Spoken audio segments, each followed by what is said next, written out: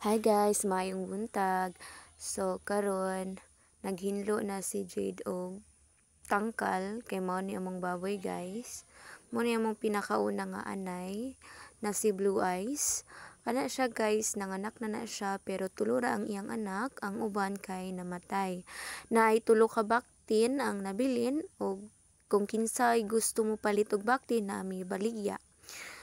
Barato ra guys, og kana daghan mga manok na ay mga pato din ha og kanding. Basin gusto pud mo palit og kanding na ami baligya kanding guys, pag PM lang. Kani located sa Hinaplanan, Claveria diri sa Misamis Oriental. So makita ninyo guys sa karong buntaga nun na ay mga animals tsada kayo lang tawon guys, daghan mga hayop sa palibot, tsada pud ang adlaw kay init ug dili kaayo lapok ang yuta karon.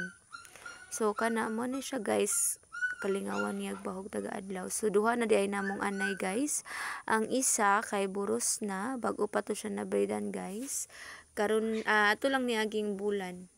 So puhon na mi paabuton.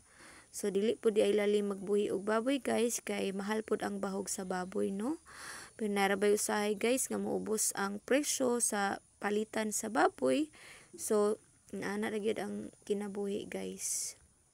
Isip na kay baboy nga imuhang bahogan og atimanon taga-adlaw. So napoy pabo guys, makita nimo ang mga kanding, mga manok, mo na siya guys, dako na gid na siya guys kay last year pa man na, murag last year na namo napalit ang among pinakaunang anay.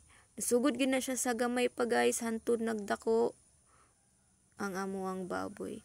So inana siya guys, puhon nami mapaabot ug mao ra to, bye bye.